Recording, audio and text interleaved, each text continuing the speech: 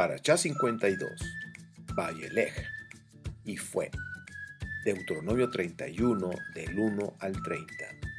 La Haftará, Oseas 14, 2 al 10, Miqueas 7, 18 al 20, Joel 2, 15 al 27. ¿Estás listo? ¡Comenzamos!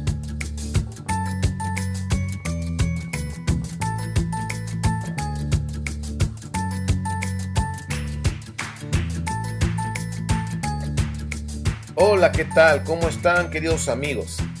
Les habla Ernesto Rosas desde Pachuca, Hidalgo, México. Tenemos un día bastante, un poquito nublado ahorita en este momento que estoy grabando. Está lloviendo y pues desde la ventana se ve una hermosa lluvia. La lluvia es buena para la tierra.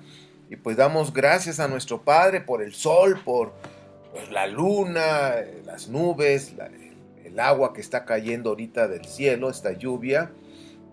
Y pues rogamos al Padre que no traiga daños a otras personas en sus casas. Pero bueno, tenemos hoy, con la ayuda de nuestro Elohim, la cena del Shabbat hoy en la noche. El viernes en la noche es una cita importante de nuestra familia para honrar a nuestro Elohim, a nuestro Rey, el Rey del universo. Su nombre es Yahweh. Esta parashá que es Vayelej y fue, es la parashá número 52, que estaremos viendo el capítulo 31 de Deuteronomio del 1 al 30, aunque es un capítulo o parte de este capítulo, pero está impresionante el contenido. Tan solo en ese capítulo podemos ver cómo todo está conectado. Me impresiona la Haftará también. Y vemos, comenzamos. Entonces vemos que Moshe ya tenía 120 años. Ya había llegado a la edad que el Padre había dicho que el ser humano iba a vivir, una edad de 120 años. Y pues algo que vemos es que Moshe escribió una Torá, lo que es el Sefer Torá, la escribió y le pidió a los levitas, a los que trabajaban, a los que cargaban el arca, los sacerdotes levitas, que pues la pusieran ahí en el arca. Precisamente meditando en los 120 años de edad que Moshe tuvo ya para, ahora sí que morir, viene ahí precisamente la observación de que cada 7 años en la fiesta del Sukkot, cuando se reúne todo el pueblo de Israel y cuando esté reunido en esa fiesta, se debe de leer la Torá, toda la Torá en esa fiesta. Y pues estamos hablando de ahora sí que de leerle, que el pueblo pueda escucharla. Y pues mire, cuando estaba diciendo de cada 7 años, eso está relacionado con el jubileo. Y en esto también debe de incluir, en esta lectura, la gente que iba a escuchar la Torá, pues incluían a los extranjeros que estaban viviendo ahí en Israel. Pues la Torá no es una religión. La Torá pues viene siendo la constitución del pueblo de Israel, la constitución que el Padre nos ha dado de cómo comportarnos en esta vida, pero también vienen las instrucciones de cómo adorar y servir a nuestro Elohim. El objetivo de que el pueblo estuviera ahí escuchando la Torá, pues fíjense, ahí nos lo muestra, dice que el pueblo lo escuche. Y esta parte es muy importante, que el pueblo escuche la lectura de la Torá. Nosotros en la congregación Ministerio 710, aquí en la ciudad de Pachuca, en cada Shabbat, iniciamos con la lectura de la porción de la semana que nos toca leer. Se lee todo lo que refiere a la Torá y la Haftará se lee. Posteriormente se da una reflexión con respecto a la lectura que se hizo. Y nosotros estamos de pie escuchando esa lectura. Durante la lectura de la Torá nosotros estamos de pie y al final, cuando ya se termina de leer, nos sentamos y escuchamos la reflexión. Aquí nos estaba mostrando que cada 7 años que el pueblo iba a subir a la fiesta de Sukkot, pues en la fiesta y todo lo que ahora sí que en el jubileo, en el perdón de las deudas, se tenía que leer, que era el primer objetivo de esa lectura, es que escuchen, y eso lo quiero remarcar. Por eso, el hecho de congregarnos, de estar en un lugar donde nos podamos congregar y estemos juntos sirviendo, es escuchar la Torah. La segunda objetivo por el cual se iba a estar leyendo cada 7 años en el jubileo, que aprendan a temer a Elohim, a nuestro Elohim. Y algo que he estado aprendiendo, ahora que estamos meditando en la Torah, que estamos estudiando la Torah, he aprendido que cuando habla del temor a Elohim, del temor a Dios, no se refiere a tenerle miedo, sino el temor a Dios está relacionado con el honrarlo, la manera de honrar. Cuando una persona tiene el temor de Dios, por tomar esa palabra así, significa que esa persona, su espíritu, alma y cuerpo, toda su mente, toda y con todas sus fuerzas, esa persona está enfocada en honrar a nuestro Elohim. Y yo creo que esto es una parte interesante, el honrar. Cuando una persona tiene el temor, está honrando a nuestro Elohim en su manera de pensar, en su manera de hablar, en su manera de hacer las cosas. Y cuando va a tomar decisiones, que tiene un proyecto y quiere tomar una decisión, debe de estar ahí también el temor de Dios. Es decir, que la decisión que voy a tomar debe honrar a mi Elohim. Por eso yo en lo personal, lo que he aprendido es el temor a Dios, el temor a Elohim, el temor a Yahweh, significa honrarlo, honrar nuestra vida con nuestra vida a nuestro Elohim. Y también el temor a Dios significa defender el honor de nuestro Elohim. Como siempre lo hemos dicho y hemos hablado del Shabbat, porque el Shabbat es muy, pero muy importante. A veces las personas no saben cuál es la dimensión de esa importancia de lo que es el Shabbat. Y cuando uno está guardando el Shabbat, nos estamos esforzando por honrar a nuestro Rey guardando el Shabbat, y también significa que estamos defendiendo el honor de nuestro Rey. Por decir, cuando estamos en la noche ahí en casa y nos estamos juntando la familia para poder celebrar la cena y poder honrar a nuestro Rey, bendiciendo el pan, el vino, orando por la esposa, por los hijos, en el caso como hombre que soy. Luego la esposa ora por el marido y oramos por cada integrante de la familia que está en casa. Si tenemos invitados, oramos por nuestros invitados, los bendecimos. Y posteriormente pues hay una cena, una rica cena para honrar a nuestro Rey. Y el hecho de que estemos haciendo eso también significa que estamos defendiendo el honor de nuestro Rey. Y eso es importante. Miren, he puesto en el muro cuestiones de que guardo los mandamientos, y siempre los que empiezan a refunfuñar ahí son los cristianos. ¿Por qué? Porque los cristianos no están enfocados en honrar al Rey del universo.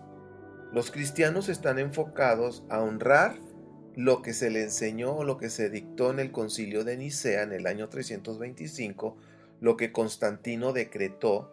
Eso es lo que en el cristianismo romano se está honrando, el de no obedecer los mandamientos, el de hacerlos a un lado, todo lo que tenga que ver con las raíces hebreas de nuestra fe, las raíces hebreas de la fe del cristianismo, lo hacen a un lado. Fíjense que eso que les estoy platicando ahorita, tiene que ver con un punto que vamos a ver en la lectura que toca de Deuteronomio 31. Entonces, cuando nosotros estamos celebrando el Shabbat, estamos defendiendo el honor de nuestro rey. A pesar de que nos critiquen, a pesar de que nos digan de un montón de cosas, nosotros permanecemos y seguimos haciéndolo, estamos defendiendo el honor del rey. Cuando tú dejas de practicar el Shabbat porque te criticaron, por el qué dirán, y porque esto y por aquello, por la razón que tú quieras, y dejas de guardar el Shabbat, no estás defendiendo el honor del rey.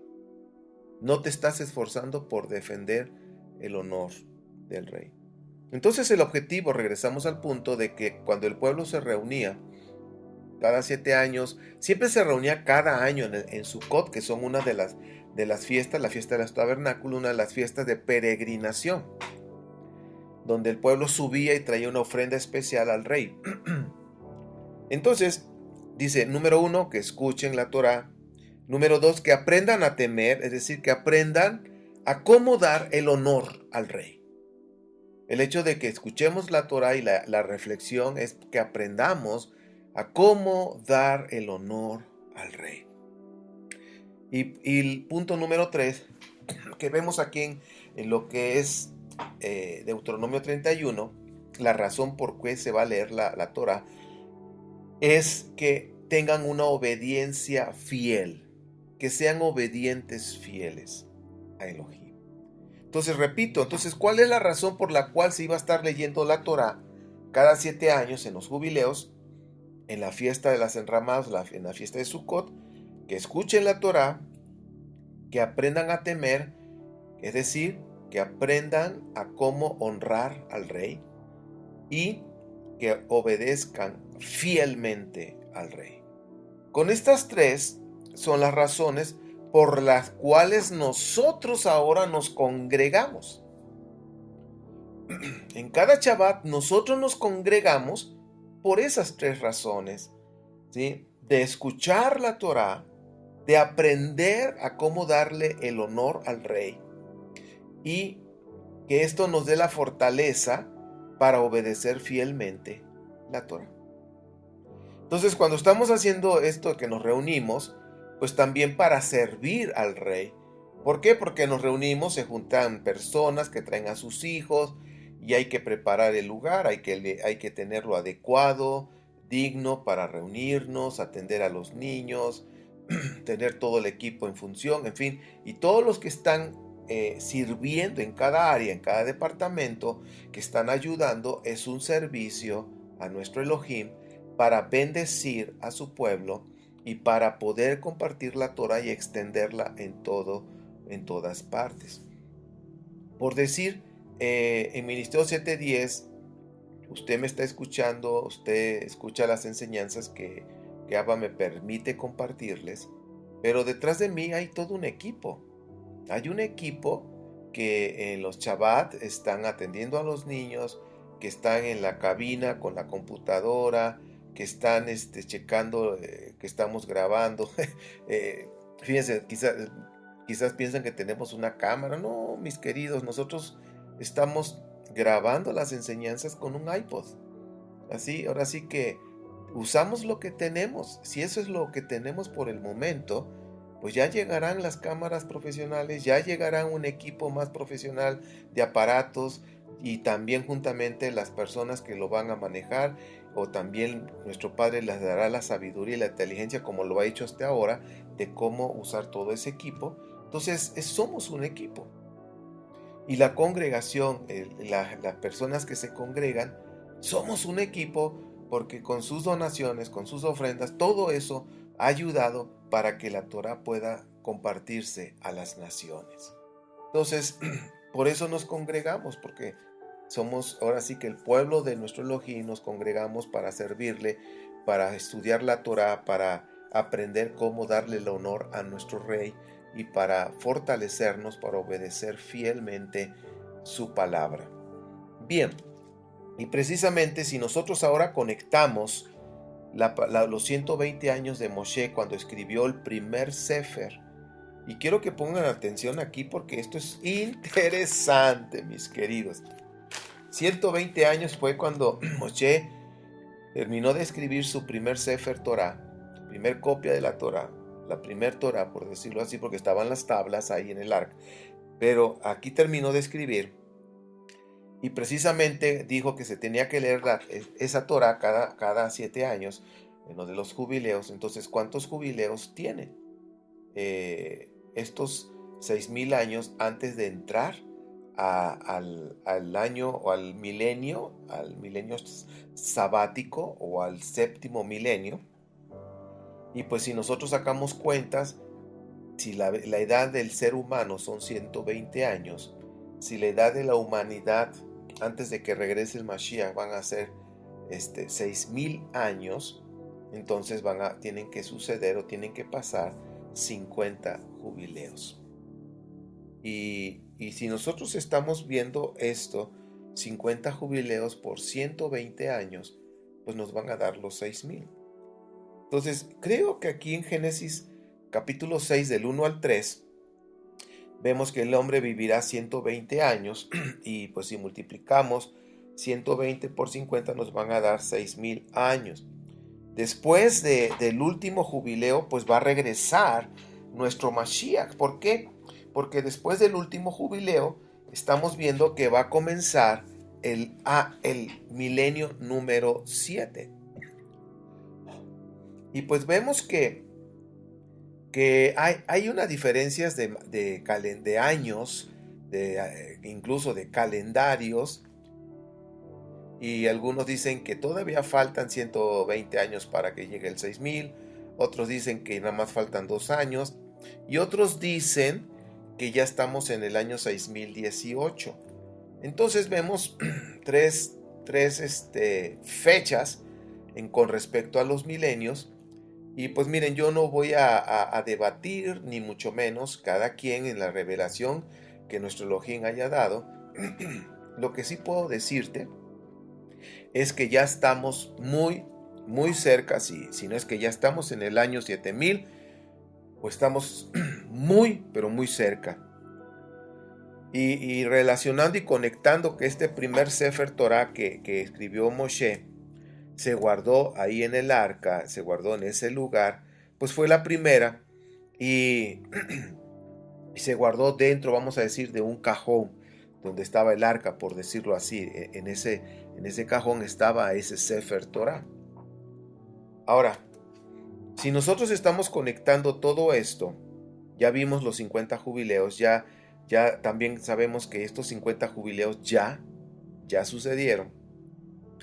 Entonces, el primer profeta, Moshe, guardó el Sefer Torah en un cajón, que es el arca.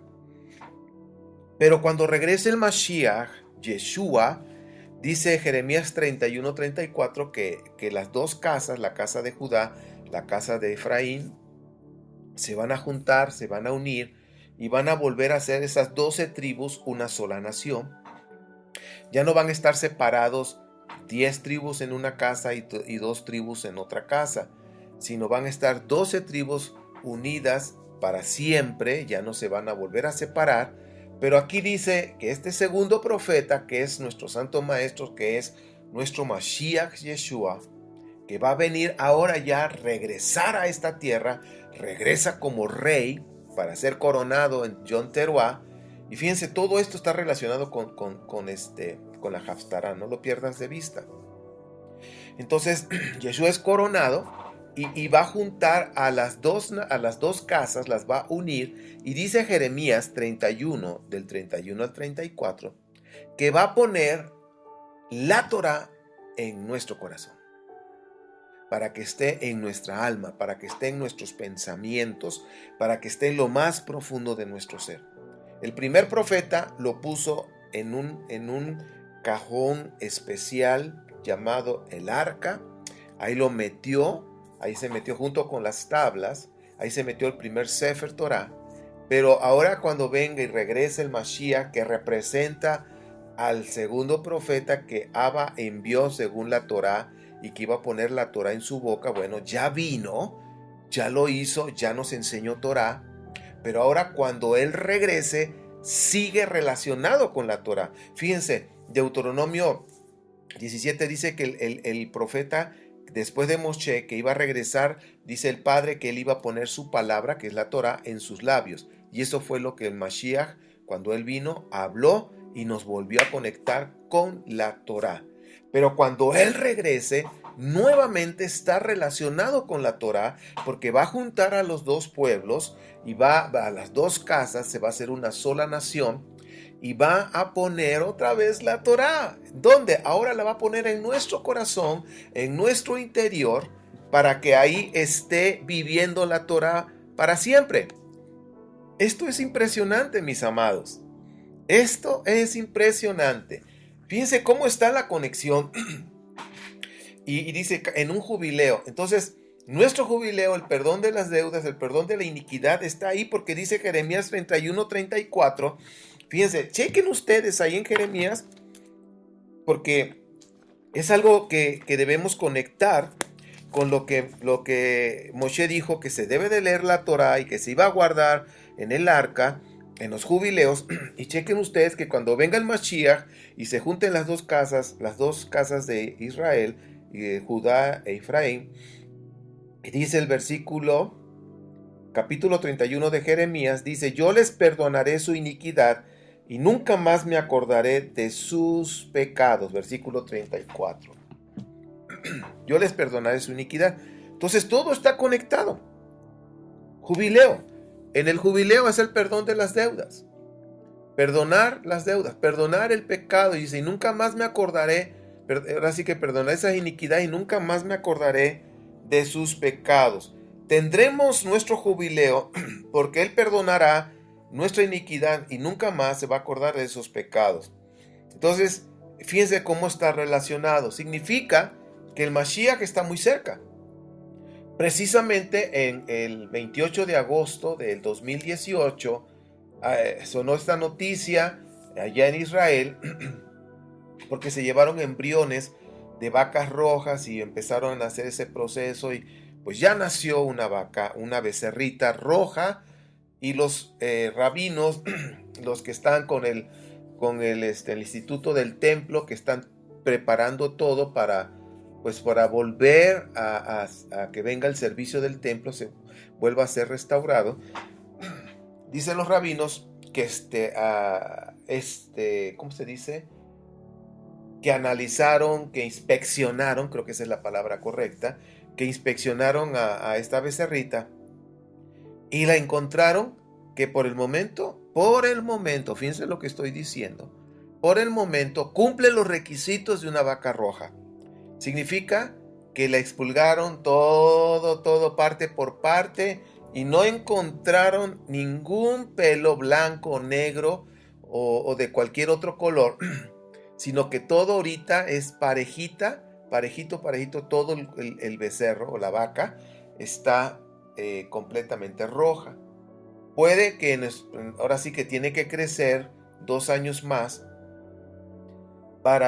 y estarla observando que vaya creciendo y que, por decir, a los 2 años la vaca esté igual como ahorita, totalmente roja. Totalmente roja. Entonces estamos hablando que si estamos en el 18, que aproximadamente en el 2020 se esté inspeccionando esta vaquita que nació el 28 de agosto, si en el 2020 sigue cumpliendo los requisitos de lo que es la vaca roja, entonces estamos viendo que la restauración del altar está muy cerca, donde otra vez se vuelvan los sacrificios diarios, como dice las escrituras, los 2 sacrificios que más adelante quiero mencionar, porque fíjense, todo está conectado, vamos a tener el día de expiación, Yom Kippur, la próxima semana, y fíjense, toda esta lectura de Yom Teruah que pasó, Yom Kippur que ya viene, y lo de la vaca roja que nació, todo está completamente relacionado. ¿Y qué nos está enfocando? ¿Qué nos está señalando? Que el Mashiach Yeshua, su regreso está muy cerca, es inminente. He estado viendo videos que ahorita en el cótel o allá en el muro, donde se juntan a adorar, a orar el pueblo de Israel. Pues yo quiero decirle que el muro que está ahí, que está visible, no es el muro que estaba hace muchos años en los tiempos de Yeshua. Está en la parte de abajo. Todos estos muros fueron puestos después por el Imperio Otomano, cuando lo conquistaron, en fin, pero los muros antiguos, los más antiguos, están en la parte de abajo, en la parte subterránea. Y bueno, no vamos a entrar en el detalles de esto, pero lo que estoy diciéndole, hablando de Yom Kippur, ahorita el pueblo ha estado reuniéndose ahí, a estar orando y cantando, porque se acerca el día de la expiación nacional de todo el pueblo. Luego vemos aquí en el capítulo 31, seguimos platicando, estamos en Deuteronomio 31, pues vemos que Moshe pasa el liderazgo a Josué, así en español, en la transliteración, o vamos a decirlo en el hebreo, viene el Yehoshua, así está escrito, lo investigué y viene como Ye, o sea, Yehosua, Yehoshua, que ya en la parte más comprimida es Yeshua, el nombre. Entonces vemos cómo Moshe pasó el liderazgo a Yehoshua, a Josué, y pasó esa unción sobre este siervo llamado Josué, una unción que tenía Moshe, se la pasó para que él pudiera cumplir con la tarea que iba a recibir Josué o Yehoshua.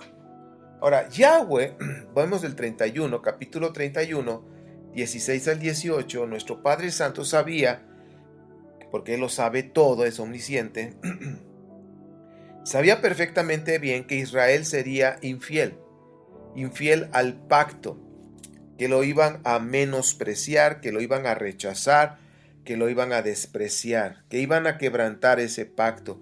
Nuestro Padre Santo sabía perfectamente que eso iba a suceder y que también el pueblo de Israel sufriría las consecuencias de su idolatría, porque el Eterno los iba a abandonar a causa de su idolatría. Ahora yo quiero que observen, aquí la Escritura nos está mostrando que Yahweh sabía que el pueblo iba a rechazar. ¿Qué iba a rechazar? Pues por supuesto iba a rechazar las instrucciones del Padre y que iban a quebrantar el pacto, que iban a quebrantar los mandamientos. Recuerden que el acta matrimonial son las 10 palabras. O sea, el acta matrimonial entre Yahweh e Israel que sucedió allá en el Sinaí, ese acta matrimonial son los 10 mandamientos, como lo vemos en Deuteronomio 4:13. Dice que el pacto que hizo con Israel son los mandamientos o las 10 palabras. Entonces sobre ahí gira esa parte del acta matrimonial, de una relación de esposo-esposa. O sea, nosotros debemos comprender esa cuestión. ¿Cómo nos acercamos a nuestro Elohim, al Rey del Universo? Pues tenemos 3 puntos. Nos podemos acercar a Él como si fuera nuestro Abba, nuestro Padre. Nos podemos acercar a Él como el Rey. Un rey que puede tomar decisiones, como un juez, un rey, ¿sí? Que determina un juicio. El Rey. El Rey puede decir vive o no vive, o sea, vive o muere una persona. Entonces nos acercamos como Padre a nuestro Padre, o nos acercamos como Rey. Pero también nos podemos acercar como nuestro esposo, en esa relación de esposo-esposa.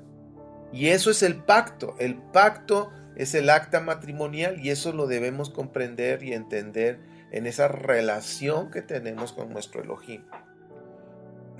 Y cuando vemos acá Deuteronomio 31, 16 al 18, dice, me rechazarán, o sea, despreciarán.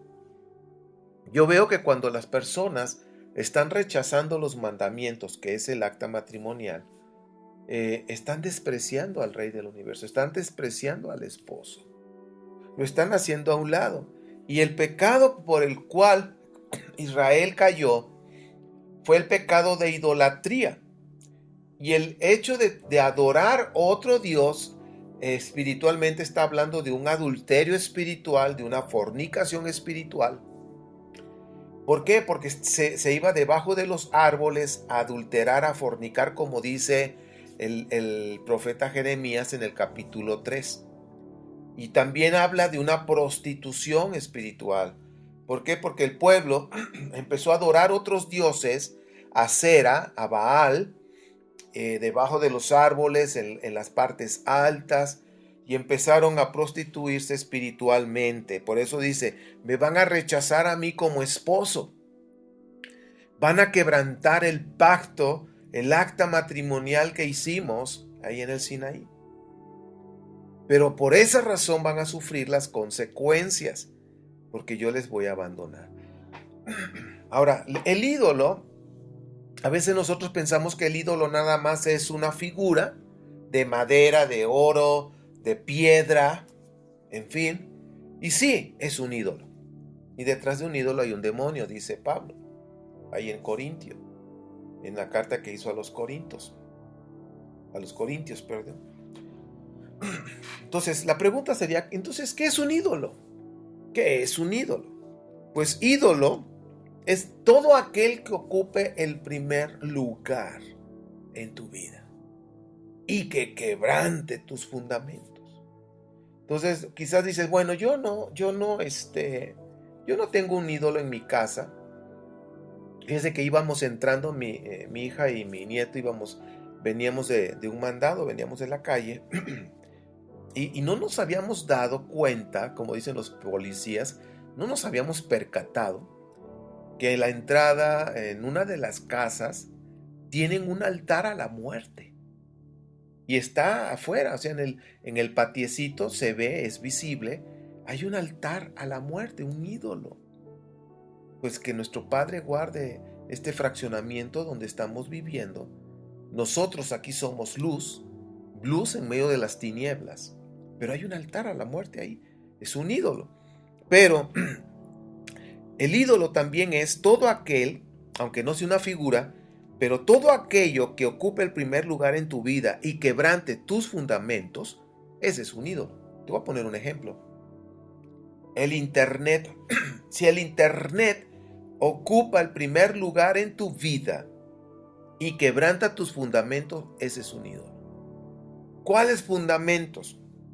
Dice el Salmo 11:3. Cuando los fundamentos son destruidos, ¿qué puede hacer el justo?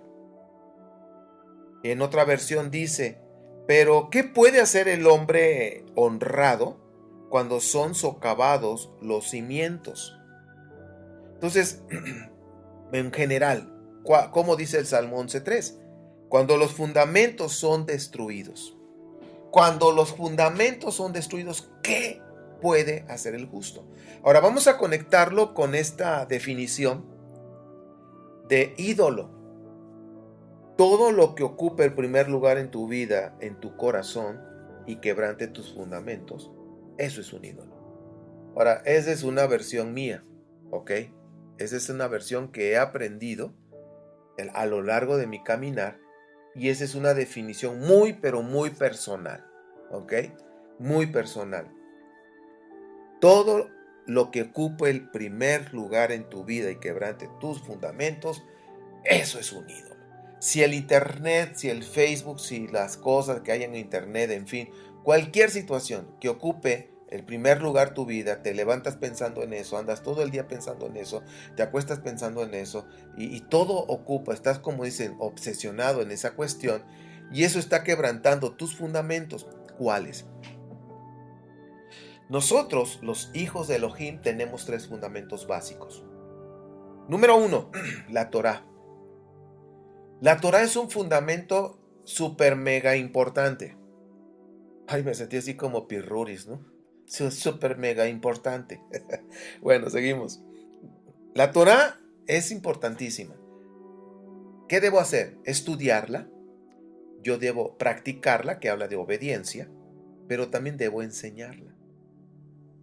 Cuando tú enseñas Torá, estás siendo luz a las naciones.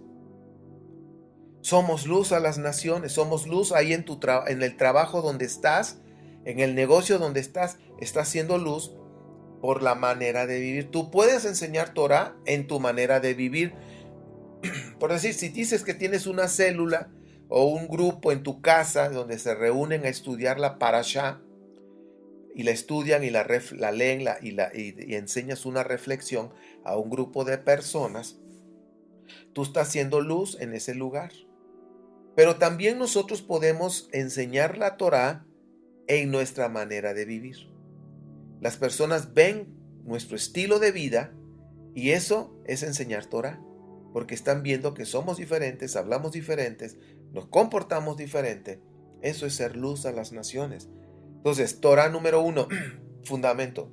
Entonces, 3 cosas con la Torah: estudiar, practicar, enseñar. Posteriormente les daré un estudio sobre esto. Número 2, la oración o la tefilá. La oración es otro fundamento importante. Y número 3, congregarse. ¿Para qué me congrego? Para escuchar Torah, como lo vimos hace rato, para escuchar, para aprender cómo honrar al rey y para fortalecerme, para obedecer siempre con fidelidad. Entonces, y para servir, por eso me congrego. Esas 3 son mis fundamentos principales. Todo tiene que ver con el corazón. O sea, en tu corazón, si estás obsesionado en esa cuestión, no sé, internet o lo que sea, puede ser una persona, que estás obsesionado por una persona y que ocupa tu vida y que te está destruyendo tus fundamentos porque ya no estás estudiando la Torah, ya no la estás practicando, obedeciendo, ya no la estás enseñando, ya no estás orando, ya has dejado de congregarte, ¿sí? Porque le has dado valor a eso. Puede ser tu negocio. Si tú eres dueño de tu negocio y pues ahora sí, como dueño de negocio, está destruyendo, hablando del Shabbat, te está quebrantando el fundamento de los mandamientos de la Torah y eso no te deja congregarte. ¿Y por qué? Porque el negocio ocupa el primer lugar de tu vida. ¿Ok? Entonces, bueno, ese es un ejemplo. Tú puedes poner todos los ejemplos que quieras, porque la definición que les estoy compartiendo, que he aprendido en mi caminar de acuerdo a las escrituras, todo lo que ocupa el primer lugar en tu vida, en tu corazón y quebrante tus fundamentos, es un ídolo. Así de sencillo. Bien. También, seguimos en el 31:27, Israel dice que era un pueblo terco, era un pueblo rebelde. La palabra terco está relacionado con dura cerviz. Su dura cerviz significa el cuello del buey. Cuando le iban a poner el yugo, que es una madera, y el buey no quería, como que se rebelaba y no quería que le pusieran, entonces lo que hacía el buey era levantar el cuello, ponerlo duro y levantar el cuello para que la persona no pudiera ponerle el yugo. Entonces la persona, el agricultor, el trabajador decía: este buey, este animal, este toro, esta vaca, en fin, el animal que vaya a trabajar, dice, es un animal de dura cerviz. ¿Por qué? Porque no se dejaba poner el yugo y ponía el cuello duro, bien duro, y lo levantaba todo lo que podía para que no se pusiera el yugo. Por eso Yeshua dice que el yugo de la Torah es fácil, no es una carga, no es algo que nos venga a agobiar, que nos venga a cansar. Al contrario, el yugo de la Torah nos trae fortaleza. Nos trae fortaleza. Entonces, cuando hablamos de que el pueblo era de dura cerviz, que era rebelde, significa que, al hablar de rebeldía, significa que era un pueblo que tenía problemas de someterse a la Torah, de someterse a los mandamientos, que tenía problemas de obediencia. Y por eso, por esa idolatría, por esa dura cerviz, por esa rebeldía, trajo 2 cosas al pueblo. Trajo perversión, que también está relacionado en el hebreo con corrupción, y se apartaron del camino que Moshe les había mostrado. ¿Cuál camino? el camino de la Torá. Entonces, fíjense, la palabra corrupción, cuando nosotros vemos acá en el contexto hebreo, la palabra corrupción está relacionado con perversión, significa distorsión de la imagen original, alterarla. Significa soborno, vicio, abuso. Entonces, cuando nosotros vemos que el pueblo empieza a pervertirse, empieza a caer en una corrupción, voy a poner un ejemplo. Nuestro padre puso una imagen de lo que es el matrimonio. Imagen. ¿Y cuál es la imagen del matrimonio? Es hombre y mujer. Esa es la imagen que nuestro padre estableció acerca del matrimonio. Sin embargo, la rebeldía, la dura cerviz del pueblo, la idolatría trajo perversión, trajo corrupción, es decir, distorsionó esa imagen original, la alteró. Entonces, ¿cómo la alteró el hombre? Entonces estaba hombre y mujer, esa es la imagen original. Entonces quitó a la mujer y puso a otro hombre. Esa es una distorsión. Ahora, volvemos otro. Hombre y mujer, quita al hombre y pone a otra mujer, que eso es el lesbianismo. Entonces, vemos cómo la imagen original que el Padre estableció ha sido distorsionada. ¿Por qué? Porque el hombre es dura cerviz, no se quiere someter a la Torá del Padre y es rebelde a la autoridad del Padre, a la autoridad del Rey del universo. Y por eso lo que ustedes y yo vemos en todo el mundo, que cada vez más hay más, ahora sí que vemos más homosexuales, le están dando más publicidad al homosexualismo. Entonces estamos viendo que es una corrupción impresionante, una perversión. Por esa razón ha sobrevenido calamidades. Israel ha pasado situaciones muy difíciles, han sufrido muerte y persecución muy fuerte, porque dejaron de honrar al rey. Hoy en este día, como dice Isaías 24, el mundo está sufriendo, hay calamidades que está destruyendo las ciudades, que está destruyendo poblaciones, pero es a causa del pecado. Todas las calamidades que puedan ver a nivel mundial son el resultado de la iniquidad y del pecado, porque han distorsionado la imagen original de lo que el Padre estableció en la Torá para que nosotros podamos vivir bien, para que podamos vivir disfrutando la vida. Entonces, todo es porque dejaron de honrar al Rey. Vamos a cerrar esta primera parte. Cuando una persona deja de honrar al Rey y no defiende el Rey del universo, no defiende su honor, va a sufrir calamidades. Y muchas veces lo hemos visto a través de enfermedades, lo hemos visto de muchas maneras. Ahora, con esto no quiero decir que todas las enfermedades es razón o viene como resultado del pecado. No son todas, pero sí hay enfermedades que vienen como una calamidad, que vienen como resultado del pecado, de esa perversión de lo que el Padre ha establecido en esa imagen original, hablando de la familia y hablando, entre otras cosas, que la Torá ha enseñado. Bien, pues si nosotros vemos esto, ahora vemos entonces que el mundo está sufriendo los resultados de deshonrar al Rey del universo, al Rey que hizo los cielos y la tierra. Vamos a pasar a la Haftará, que tenemos 3 porciones, y voy a comentar de manera sencilla lo más importante, y quiero que observes, por ejemplo, en el libro de Osea,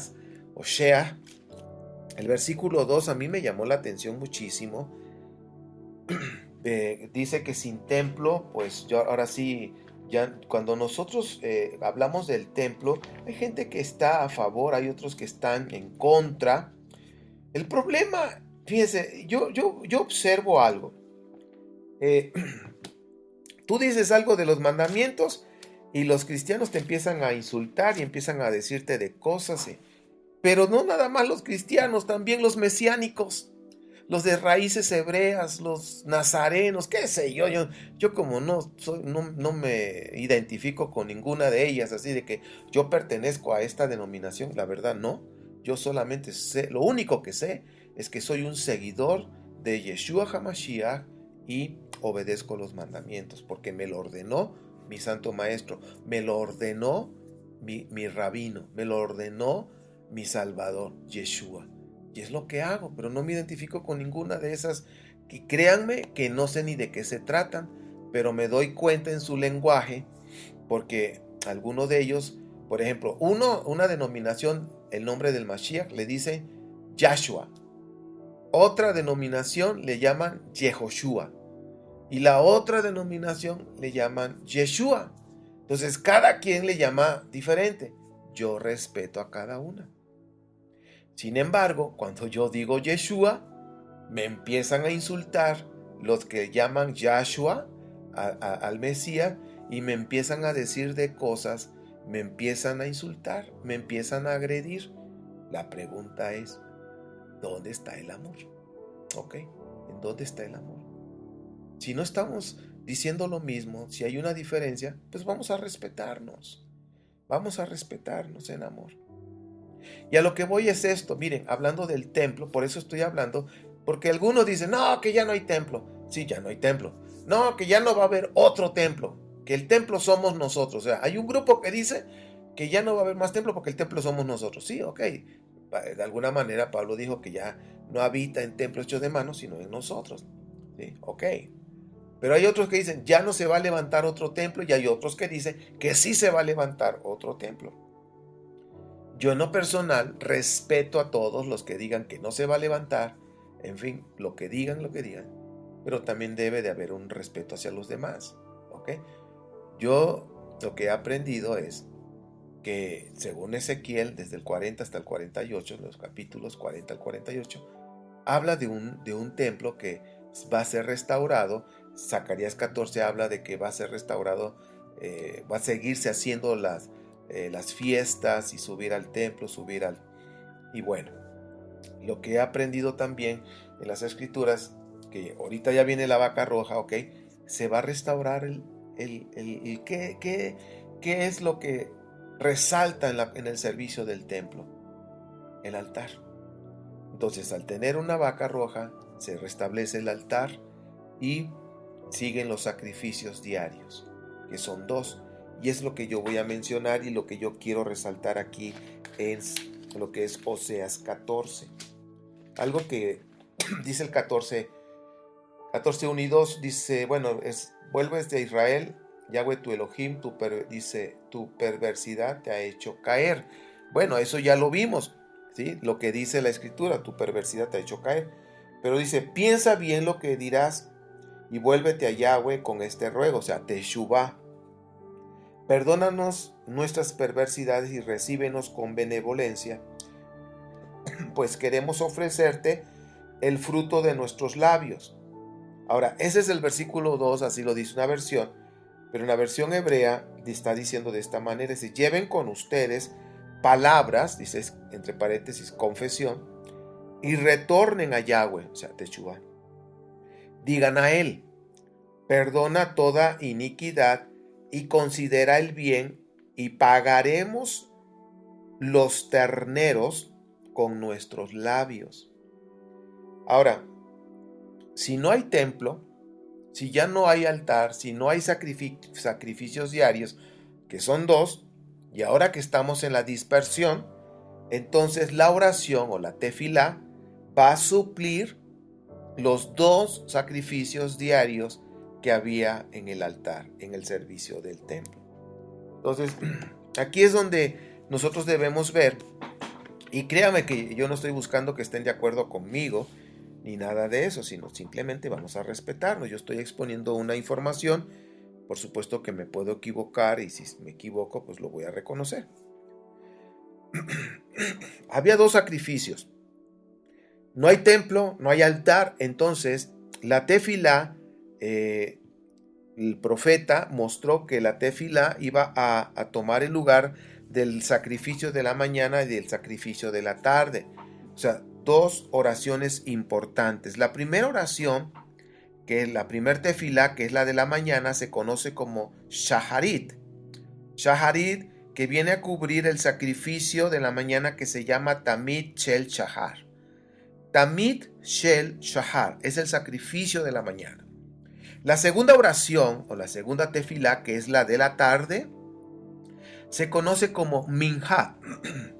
Y el sacrificio de la tarde se conoce como Tamid Shel Ben Harbayim. Entonces, este sacrificio de la tarde se iba a cubrir con esta oración llamada Minha. Pero también, cuando había sacrificios, había levitas que se ponían en un lugar con 3 escalones y empezaban a cantar los salmos. ¿Ok? Se recita ahora, nosotros podemos recitar o podemos cantar. Tú le pones la música, tú le pones la melodía, pero podemos cantar un salmo cada día. Si el mes tiene 29, 30 días, 31 días, bueno, pues se va a decir un salmo diario. Se va a cantar. ¿Por qué? Porque los levitas cantores, ellos cantaban los salmos, y si nosotros ahora empezamos a recitar los salmos, va a suplir esa área que los levitas hacían en cada sacrificio diario. Por la mañana y por la tarde cantaban los salmos. Entonces nosotros ahora que estamos en la dispersión, vamos a levantar nuestra oración como lo dijo el profeta Oseas, en este 14:2, de que nuestra tefilá viene a suplir los sacrificios diarios, que son 2. Ahora, ¿se acuerdan que ídolo es todo aquello que venga, que ocupe el primer lugar en nuestra vida y que quebrante nuestros fundamentos? Y fundamentos son la Torá, la tefilá, que es la oración, y el congregarnos. Son 3 fundamentos súper importantes. El pueblo de Israel iba al templo, se congregaba en el templo, llevaba los sacrificios. Entonces todos los días había sacrificios, el pueblo era muy grande, entonces iban diferentes cada día, iban yendo a llevar sacrificios. Se hacían los sacrificios en la mañana, se hacían el sacrificio en la tarde. El pueblo iba al templo, andaba en los atrios. En el Shabbat no se diga, estaban en los atrios. También iba a las sinagogas donde se enseñaba la Torá, se congregaban ahí. Entonces nosotros estamos viendo ahora que todo está perfectamente conectado en esta parachá y en esta haftará. Y algo que me llama la atención, fíjense, esto está hermoso. Vemos aquí en el capítulo 14 de Oseas que nuestra oración va a cubrir ahora los 2 sacrificios diarios, la oración de la mañana y la oración de la tarde. Entonces, esa oración que se levanta, que nosotros ahora en el Mashiach estamos levantando esa oración, estamos recitando esos salmos en el nombre de Mashiach, porque ahora nos acercamos por medio de esa única puerta que se llama Yeshua HaMashiach. Entonces, dice ahí el versículo 8, que nuestro Padre Santo responde muy rápido a nuestras oraciones. Si nosotros estamos haciendo las cosas como el profeta nos está mostrando, de hacer 2 oraciones al día, que son importantes esas 2 oraciones, que esas 2 oraciones están supliendo los 2 sacrificios diarios que son ofrendas. Significa que esas oraciones que tú y yo estamos levantando, que nos debemos esforzar por levantar, esas 2 oraciones, que son ofrendas de nuestros labios. Son ofrendas que estamos levantando a nuestro Rey del Universo. Y el hecho de recitar esos salmos, un salmo cada día, y cuando lleguemos al Salmo 119, pues una porción, si te das cuenta, el Salmo 119 viene por porciones, pues vamos a leer una porción y lo vamos a cantar, lo vamos a leer, lo vamos a cantar. Si te das cuenta, cada día siempre va a haber palabra que vamos a estar orando. No va a faltar. Y cuando estamos cantando los salmos, estos son salmos proféticos, son salmos poderosos, son salmos que traen sanidad, que traen liberación, que traen poder al pueblo. Entonces, mis amados, dice el Padre, si tú haces eso, de levantar tus oraciones en esos dos sacrificios, dice, yo voy a escuchar de inmediato.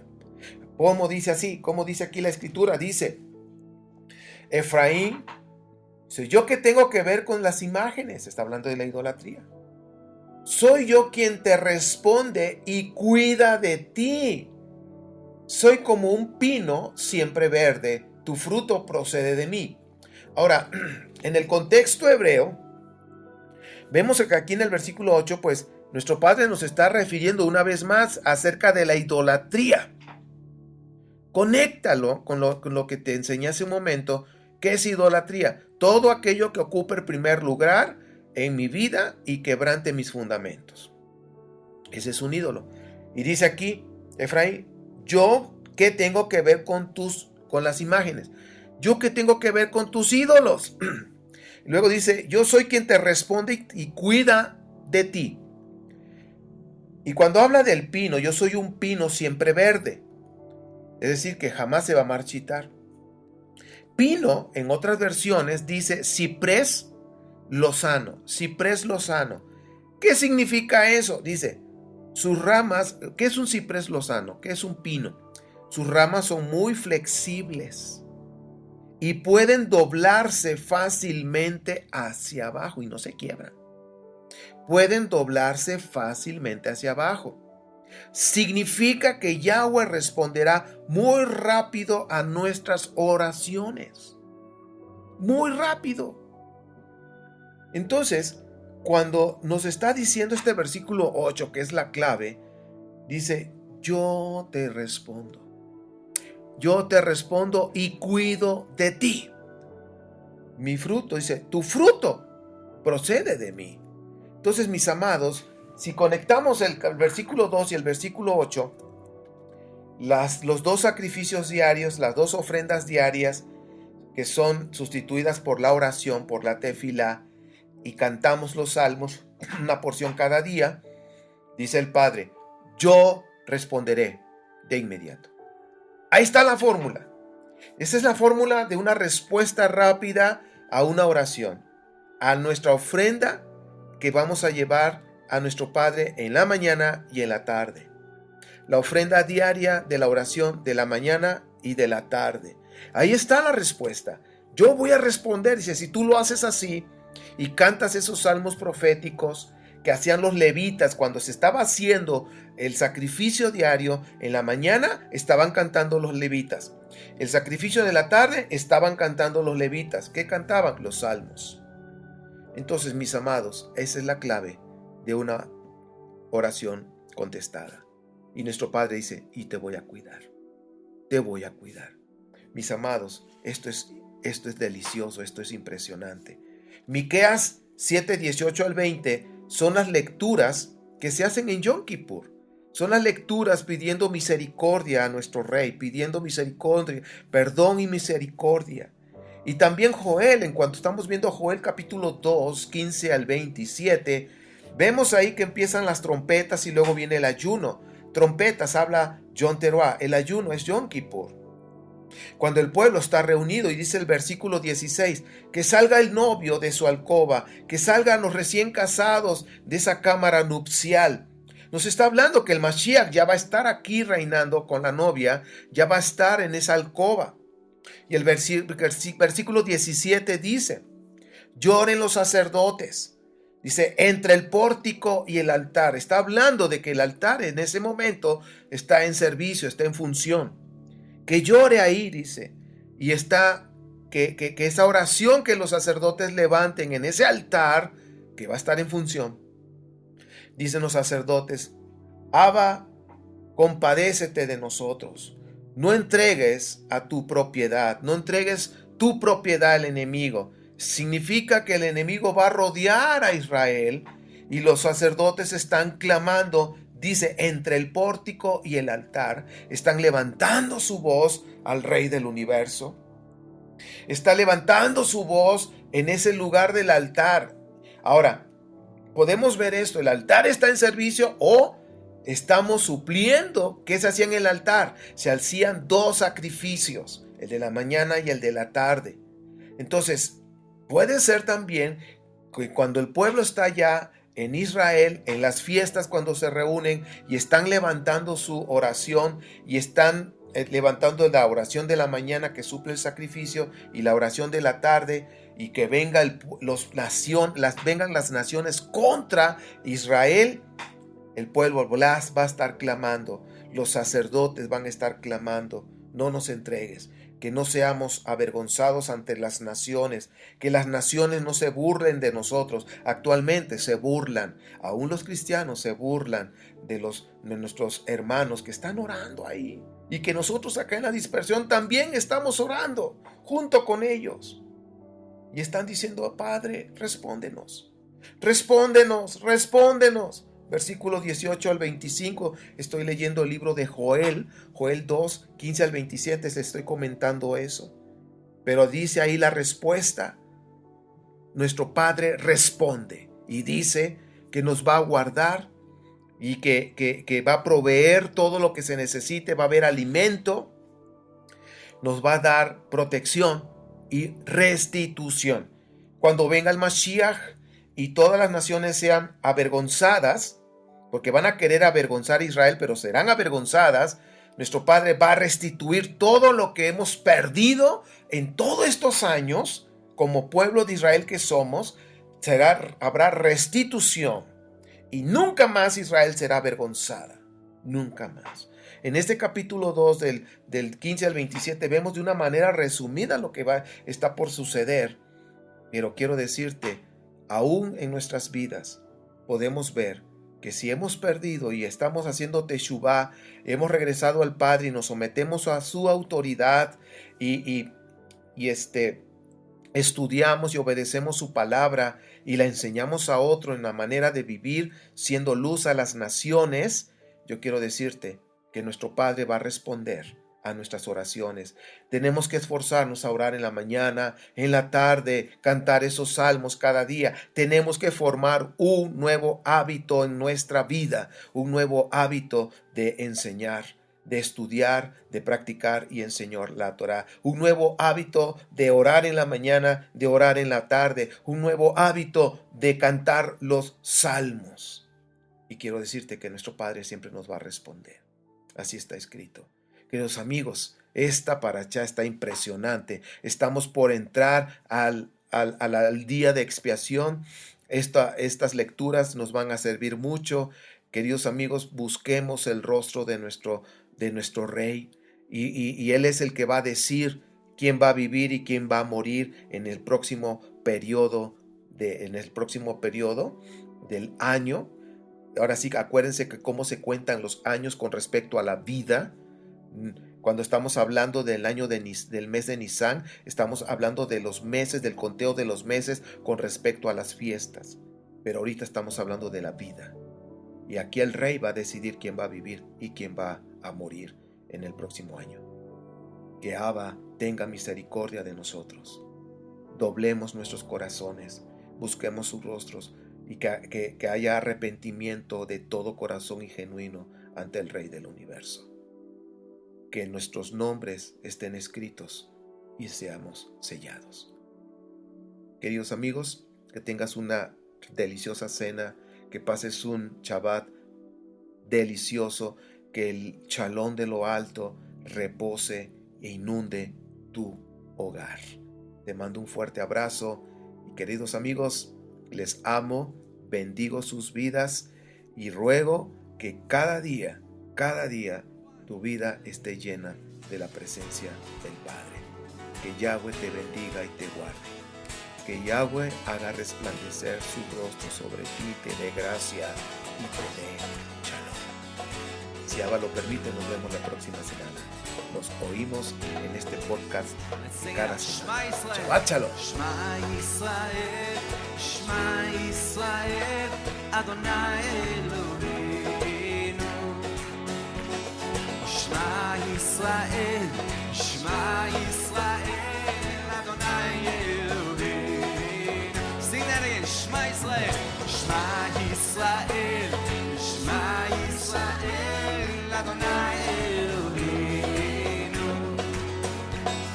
Shema Yisrael, Shema Yisrael, Adonai Eloheinu. Adonai Echad, Adonai Echad, Adonai Tzidkenu, Adonai Yeshuateinu. Adonai Echad, Adonai Tzidkenu, Adonai Yeshuateinu. Let's sing that again. Front lights up. Shema Yisrael, oh Shema Yisrael, Shema Yisrael, Adonai Eloheinu. Shema Yisrael, oh Shema Yisrael, Adonai Eloheinu. Adonai Echad, Adonai Echad, Adonai Tzidkenu, Adonai Yeshuateinu. Adonai Echad, Adonai Tzidkenu, Adonai Yeshuateinu. Baruch Shem, Baruch Shem, Kevod Malchuto, Malchuto le'olam, le'olam va'ed. Baruch Shem, Kevod Malchuto, Malchuto le'olam, le'olam va'ed. Let's hear all the ladies sing this. Shema Yisrael.